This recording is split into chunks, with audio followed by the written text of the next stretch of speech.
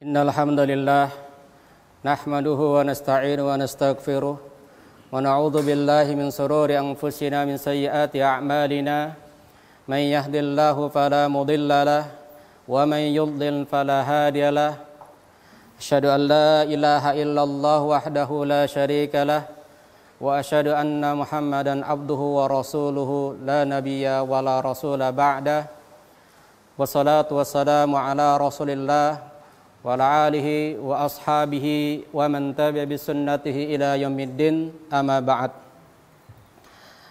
Qala Allah Ta'ala fi kitabihil karim ya ayuhan nasu taqu rabbakum alladzi khalaqakum min nafsin wahidah wa khalaqa minha zawjaha wa bassa minhuma rijalan katsiran wa nisaa'a wattaqullaha alladzi tasaaluna bihi wal arham innallaha kana 'alaikum raqiba.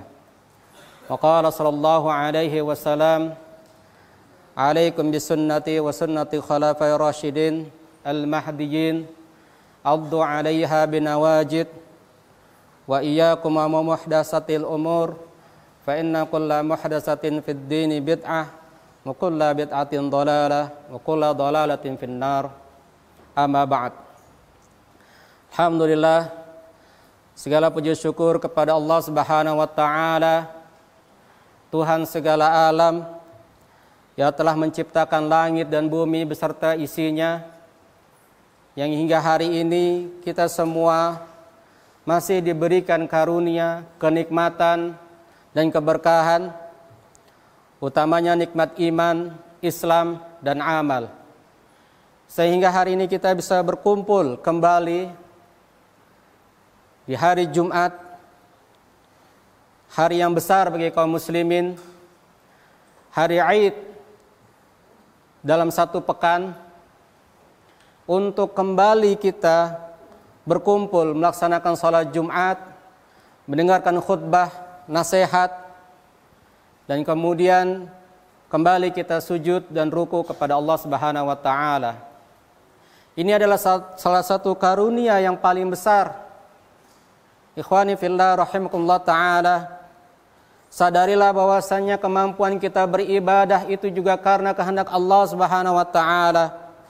Kita bisa beribadah juga karena fasilitas Allah Subhanahu wa ta'ala. Allah lah yang menggerakkan tubuh kita sehingga kita dengan mudah, dengan ringan untuk datang ke masjid dalam rangka memakmurkannya. Wal'iyadzu billah. Dan kita berlindung kepada Allah Subhanahu wa Ta'ala dari hati-hati yang dipalingkan, yang membuat gerak tubuh kita merasa berat untuk ke masjid, merasa lemah untuk beribadah, merasa sungkan untuk mencari majelis ilmu. Apabila itu sudah ada pada diri kita, ketahuilah ada yang salah dengan diri kita. Ada yang salah dengan cara kita mensyukuri nikmat Allah Subhanahu wa Ta'ala. Dan ada yang keliru dalam rasa sabar kita. Ternyata sabar kita mungkin lebih banyak kita aplikasikan pada perintah Allah dan bukan pada nikmat dunia yang tertahan dari diri kita. Maka khatib berwasiat kepada diri pribadi dan semuanya. Tabadaru ila taqwallah. Segeralah, sebersegeralah kita untuk pada takwa kepada Allah Subhanahu wa ta'ala. At-taqwa al-wiqayah. Karena takwa itu adalah benteng kita. Takwa itu adalah pelindung kita. Kita ini hanyalah seorang hamba. Kita lemah di hadapan Allah Subhanahu wa Ta'ala. Maka bersegeralah kita kepada Allah Subhanahu wa Ta'ala. Apabila sudah akan tiba waktunya kita melaksanakan ibadah, maka ketahuilah kita harus bersiap sebelum waktu itu tiba.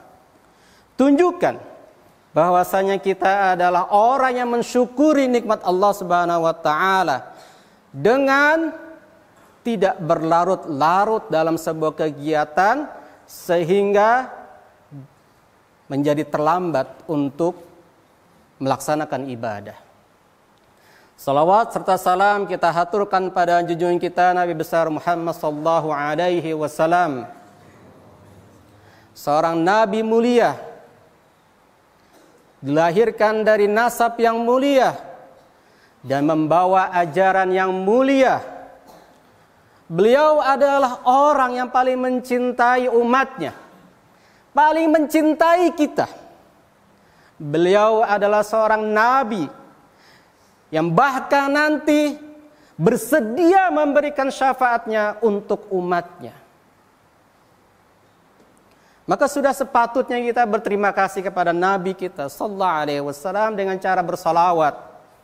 Tidak pelit mengucapkan salawat ketika namanya disebutkan. Dan tidak canggung dengan menyebut diri kita adalah umat Muhammad sallallahu alaihi wasallam. Jamaah hadirin salat Jumat rahimakumullah taala. Di setiap Jumat seringkali para khatib menyebutkan, "Alaikum bisunnati wa sunnati khulafaur rasyidin al-mahdiyyin." Ketahuilah wahai seluruhnya, hadis tersebut diucapkan oleh Rasulullah kepada para sahabat, dan ketika sahabat mendengar, mereka bergetar. Mereka menangis. Mereka merasa was-was karena sadar bahwasanya ini adalah kalimat-kalimat menjelang akhir dari nubuwah. Ini adalah pesan yang agung yang harus dipegang sampai nanti matahari terbit dari barat. Ini adalah kalimat yang akan menyelamatkan umat manusia dari berbagai kesesatan-kesesatan. Dan kesesatan itu muncul dari syubhat. Dari perkara-perkara syubhat. Perkara-perkara yang Rasulullah SAW sebutkan, la ya'lamuhunna katsirun minan nas. Gak banyak orang tahu tentang apa itu perkara syubhat. Karena abu-abu, tidak jelas. Dan kita berada di satu era di mana syubhat itu sudah merajalela di setiap tempat. Setidaknya ada 2 syubhat yang paling berbahaya. Yang pertama adalah syubhat dalam masalah akidah. Dalam masalah akidah, keyakinan.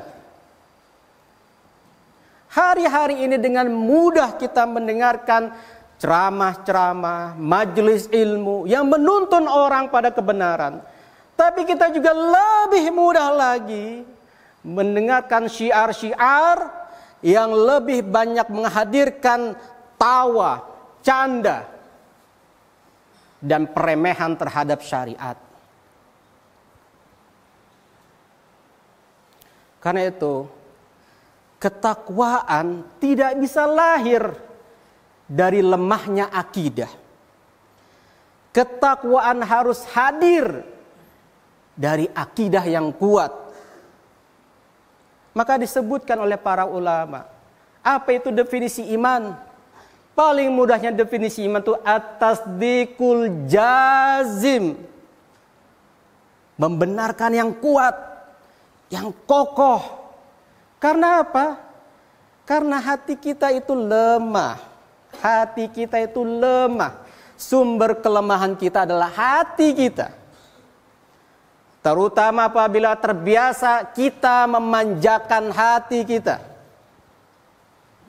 Selalu mengeluh terhadap hal-hal yang sulit. Tidak mampu bersyukur dengan kenikmatan yang sedikit.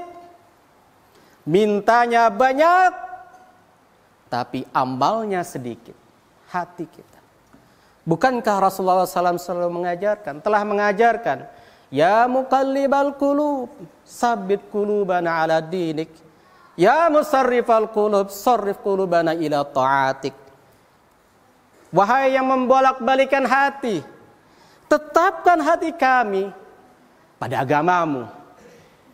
Wahai yang suka memalingkan hati, palingkan pada ketaatanmu. Kenapa doa ini ada? Karena kita lemah. Sadarilah dan akuilah kita ini lemah. Kita ini lemah. Maka Allah Subhanahu wa taala merahmati umat ini. Karena lemahnya ia dengan ilmu. Dengan ilmu. Maka Allah Subhanahu wa taala berfirman, "Fa'lam annahu la ilaha illallah wastaghfir li dzambik."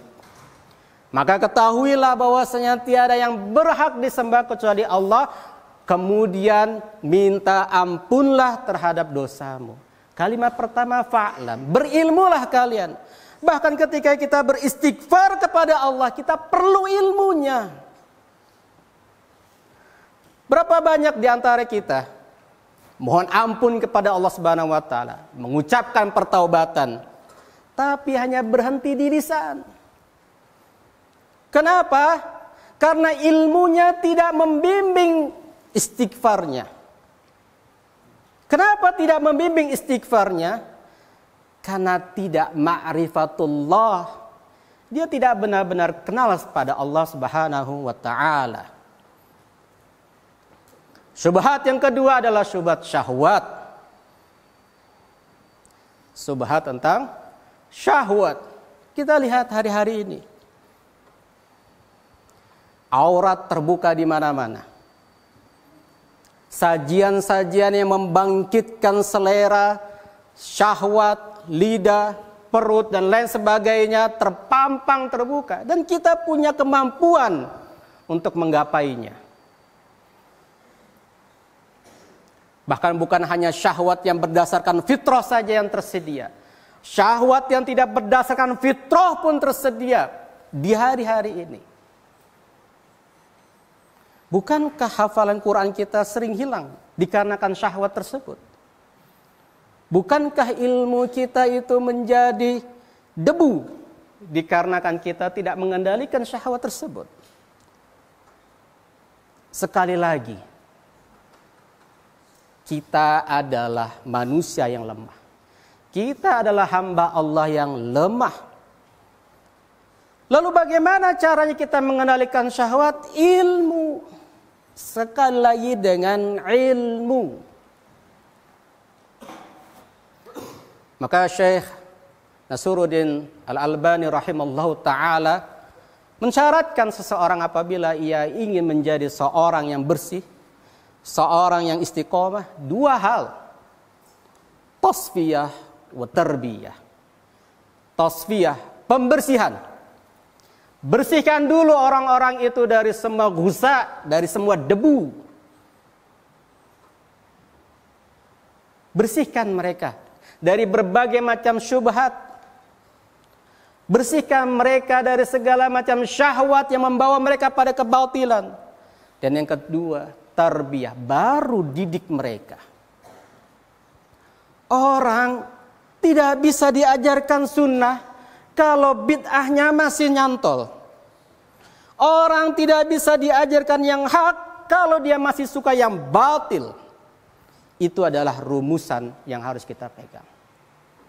Innallaha wa malaikatahu yusholluna 'alan nabi ya ayyuhalladzina amanu shallu 'alaihi wa sallimu taslima.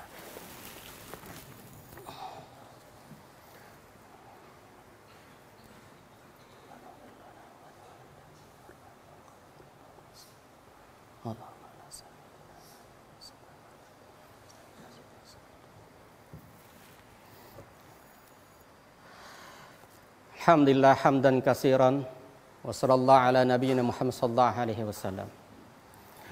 Ikhwani jamaah salat Jumat rahimakumullah taala.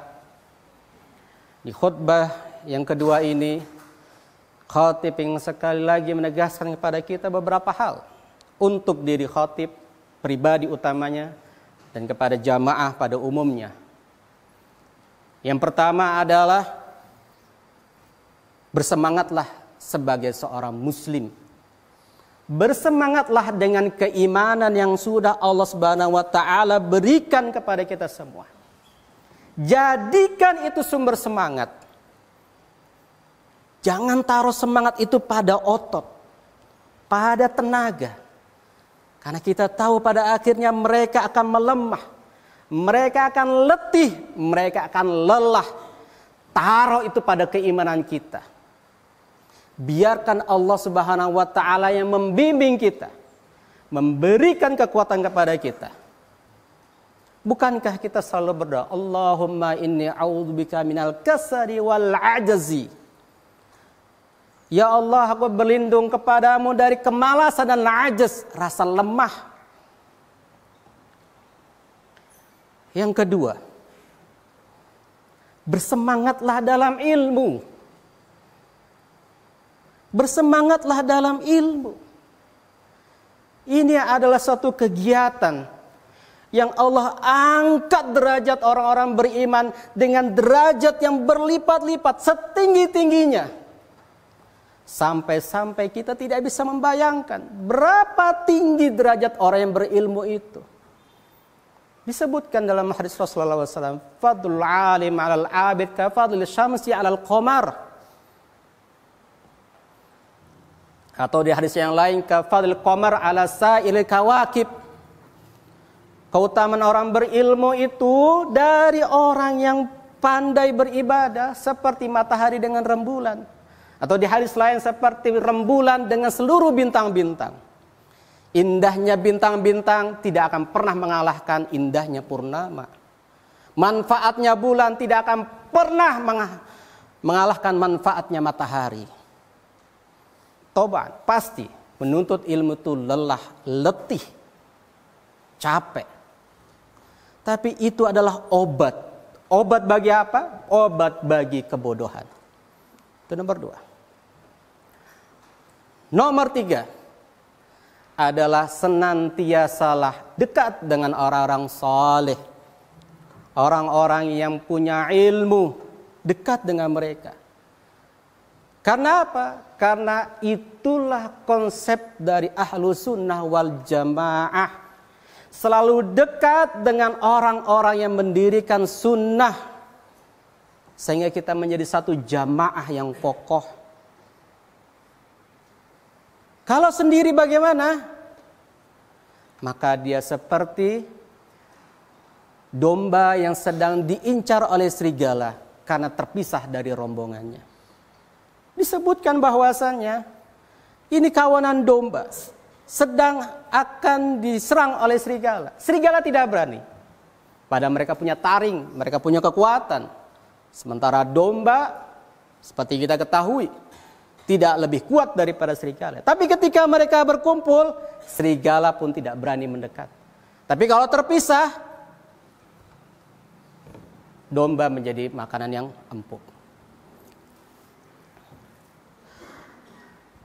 Maka marilah kita semua kembali saling menasihati satu sama lain untuk bersemangat di dalam keimanan, keilmuan, dan saling mempererat satu sama lain.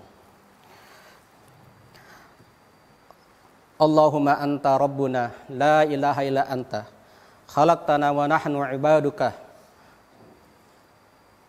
nas'aluka bikulli ismin huwa lak sammaita hadiyan nasak aw anzaltu fi kitabik aw 'allamta ahad min khalqik aw rasta'sa bi fi ilmin ghaibi 'indak antajal qur'ana rabi'a qulubina wa jala husnina rabbana atina fid dunya hasanah wa fil akhirati hasanah wa qina adzabannar wa akhiru da'wana alhamdulillahi rabbil alamin.